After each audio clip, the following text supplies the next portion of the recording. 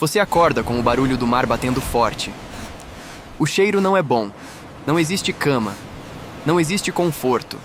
Seu corpo está apoiado em madeira bruta, areia úmida, restos de folhas.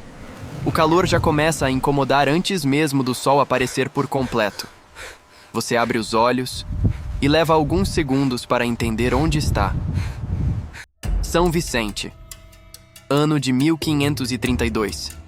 A primeira cidade oficialmente fundada no Brasil, por Martim Afonso de Souza. E naquele momento, existe uma coisa que você entende imediatamente. Você não sabe se vai sobreviver ao dia. Aqui, nada é garantido. O que você come depende do que aparece. O que você veste depende do que ainda resiste ao tempo, ao uso, ao clima. Não existe estrutura organizada. Não existe sensação de estabilidade. São Vicente ainda não é uma cidade como você conhece. É um ponto improvisado no litoral. Um pequeno núcleo de construções frágeis, cercado por mata, calor e incerteza. Um experimento português tentando se sustentar em um território completamente novo. E isso não é exagero. Essa era a realidade dos primeiros meses da vila fundada pela expedição de Martim Afonso. Algumas coisas que eram comuns em São Vicente hoje parecem difíceis de acreditar, mas não porque eram raras, porque eram rotina. Comer sem saber o que viria, dormir sem segurança, viver sem controle, sem saber se haveria comida suficiente, sem saber se o abrigo resistiria à próxima chuva, sem saber se o dia terminaria em calma ou em problema. E quanto mais você observa esses hábitos, mais percebe algo desconfortável. Aquilo estava muito longe do que os próprios portugueses consideravam civilização. E o mais curioso, nem eles estavam preparados para aquilo. São Vicente não nasceu planejada, ela nasceu como tentativa. Martim Afonso de Souza chegou ali com uma missão clara: ocupar, organizar, iniciar a colonização portuguesa. Mas havia um problema que ninguém conseguia controlar. Nada ali obedecia à lógica europeia. O clima era mais intenso. O solo era diferente. Os recursos não eram os mesmos. E isso obrigava todos a uma única coisa: aprender vivendo. Nada vinha pronto. Tudo era improvisado.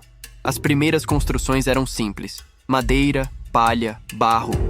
Instáveis, temporárias, vulneráveis. E mesmo assim, precisavam funcionar. E aqui está um ponto que quase nunca aparece. Os costumes europeus não funcionavam ali. Aquilo que fazia sentido em Portugal simplesmente falhava no litoral brasileiro. E aos poucos, isso ficou evidente. Os portugueses começaram a perceber que não tinham controle total da situação e que havia conhecimento ali, antes deles. Os povos indígenas da região já sabiam como lidar com aquele ambiente. Sabiam o que plantar, o que colher, o que evitar. Sabiam como se adaptar ao calor, como lidar com o território. E pouco a pouco, esse conhecimento começou a influenciar o dia a dia da vila. Não por escolha, mas porque não havia alternativa. Comer em São Vicente não era rotina, era resultado. Os portugueses chegaram com referências muito claras: pão, vinho, carne criada. Mas ali, isso não existia da mesma forma. Então, a adaptação começou. Peixes passaram a ser base. Frutas desconhecidas começaram a fazer parte do cotidiano. E uma raiz ganhou protagonismo: a mandioca. Mas havia um detalhe perigoso. Sem preparo correto, ela podia intoxicar. E esse tipo de conhecimento não veio da Europa. Veio diretamente dos povos indígenas. A alimentação deixou de ser europeia e passou a ser uma mistura improvisada. E mesmo quando conseguiam comer, o descanso ainda não era garantido.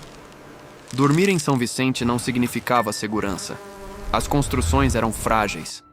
O calor não dava trégua. Insetos estavam sempre presentes. E havia algo mais profundo. A cidade ainda era pequena, exposta, vulnerável.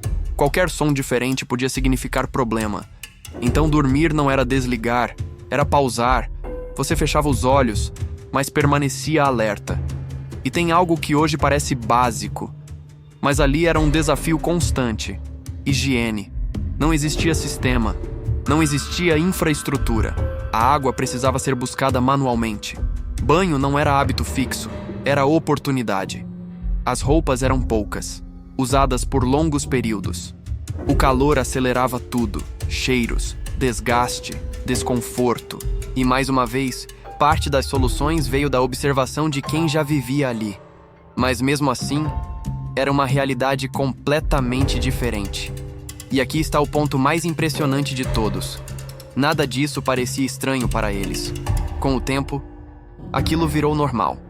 O improviso virou rotina. A incerteza virou padrão. São Vicente não era confortável, não era estável, não era previsível, mas funcionava. E funcionava o suficiente para continuar existindo. E talvez seja isso que mais surpreende. Não o quanto era difícil, mas o fato de que, mesmo assim, foi ali que tudo começou. Agora me diz, você conseguiria viver em São Vicente em 1532? Ou você não passaria do primeiro dia?